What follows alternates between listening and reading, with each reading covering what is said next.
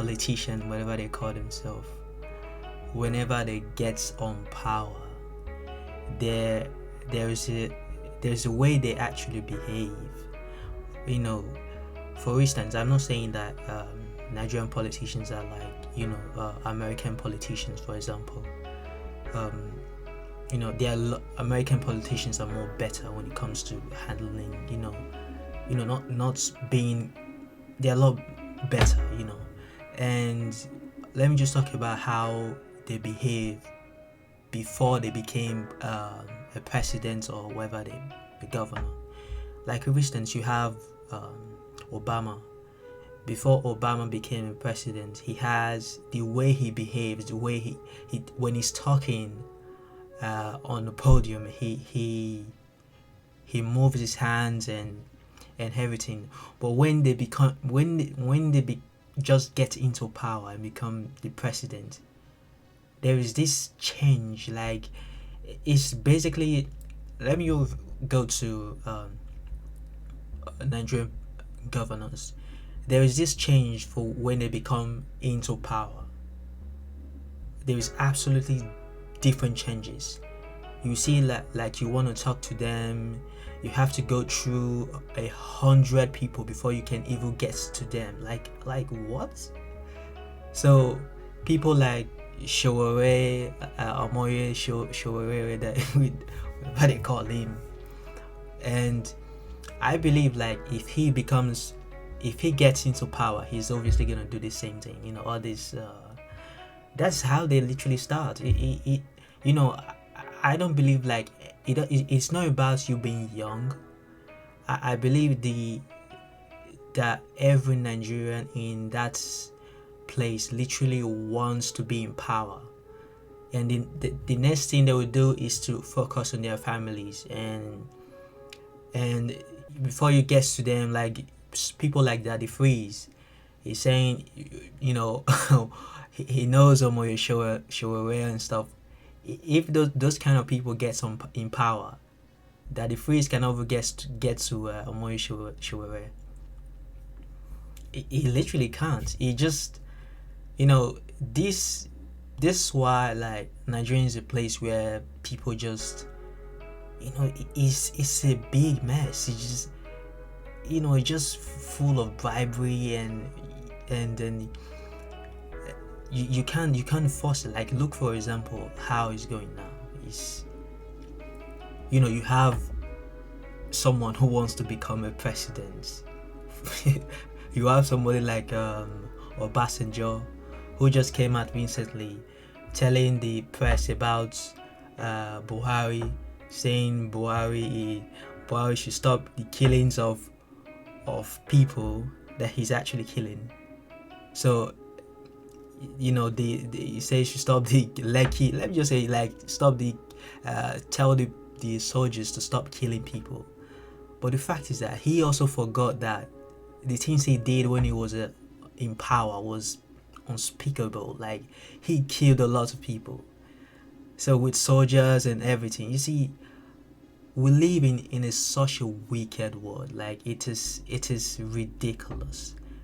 Such a world that you will look back on is just, you won't even look back to it again. You just pass and you just walk away. Such a wicked world. Now he's not a president. Now he comes out and talking about there should be calm in the country. Buhari, tell your people not to tell the soldiers not to shoot people and all that.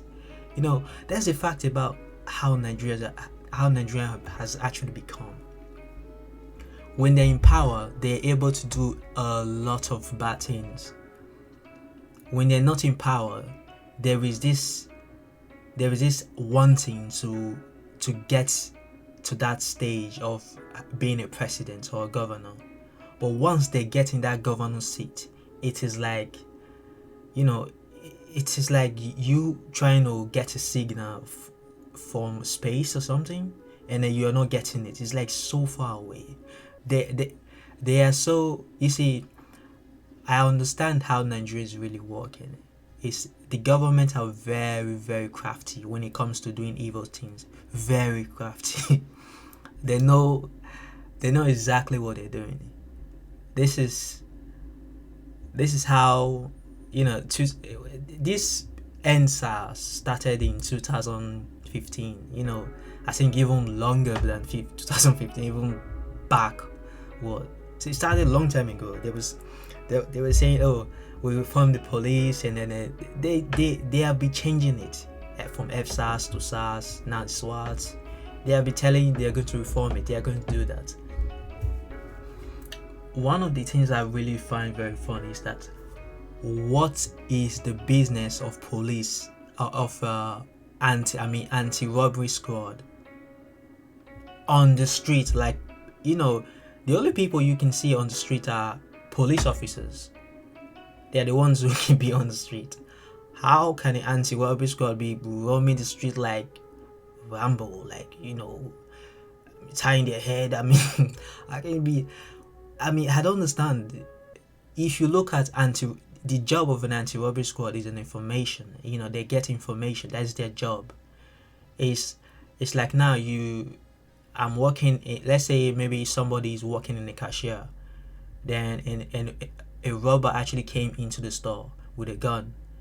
So the first thing, the cashier is gonna do, probably he will lock the store up and run from the back door. So he closed the old store. The armed robber is still in that store with a gun. So what the people will do is probably call the police, and then the police is gonna really call the anti-robbery squad and say, hey, there's a guy with a gun in this store, go there and disarm him. And that is what an anti-robbery squad should be doing. When it comes to drugs abuse, drugs, people who are taking drugs and stuff, they're going to call them and say, so somebody there in a certain house is a drug dealer. Go to that house, and then they kick down the door. They search if he's really a drug dealer or not. That is information. That's what anti-robbery squad is for. It's not someone that just go down the street and they start harassing people. Start thinking, just like they just go down the street like police officers. That's not anti-robbery squad. So the people who are talking about, you see, I understand how Nigerian government are. They're very crafty.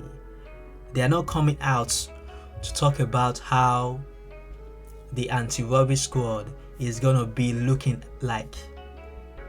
They are not coming out to talk about it. They won't come. They're just changing the name. They're just changing the name from FSARS to SARS to SWAT. They're just changing it. They are not telling you what SARS is gonna be doing. SWAT is gonna be. They are not telling you what SWAT is gonna be doing. They're just, these people have set it up that this is how it's gonna be. And I really do have pity for people who live in Nigeria right now. Like, these people are really crafty. They have literally masterminded how it's gonna be. This is how it's gonna be. And why is an anti-robbery squad going down the street? There is no country, I've not seen a country where, maybe in Africa or something, in the Western world, there's no anti-robbery squad who is walking down the street. They don't walk down the street. They come for information. They get information for a certain, someone who's dangerous or something. That's the information they get. That's basically it. And why is a police officer walking down the street with an AK-47? It's making no sense. I don't get it. Nigeria is not a place of war. So why are the police officers carrying AK-47 like Nigeria is a place of war? Nigeria is not. It's not Iraq or Syria or something like that. So what the hell are you carrying? What the hell are you carrying AK-47, big guns That's the only thing you see in their hands, AK-47. I mean, you don't carry, as a police officer, you don't be carrying AK-47 around the streets scaring people. I mean, if anyone should carry guns that is big around the street, I mean, you'll be scared of that person. Carrying RPG, I mean, come on now. Imagine me carrying RPG. Imagine me as a police officer carrying RPG around. I mean, come on. It is strange. A police officer in Nigeria don't have drug test. They don't have alcohol test. All those things. They don't have a system where you can check somebody's information when he's being pulled over in a car. He's being pulled over by somewhere. They don't have those information. And then, how can a police officer not have a drug test in Nigeria? And then you call yourself a police officer? I mean, I don't get it. Like, what the hell are they doing? Like, and then they're talking about they're going to reform the anti-robbery squad. That is not that. It seems, the government are just taking Nigerian for a joke. That's just it. They just it just it. I said it before. I think that the only way for Nigerians to be out of the only way out is basically rebel. Like, there should be a rebel coming up. I mean, look at it. The only people who walk around with AK-47 are like freaking Iraq, Syrian, because they are fighting war. Nigerians don't have war zone. There is no war in Nigeria. So why is the police officers carrying AK-47, like scaring people? Like, what the heck? So it's police officers need to take a handgun. That's what they should be carrying, because if you keep moving your AK-47, it's like you're probably gonna shoot someone.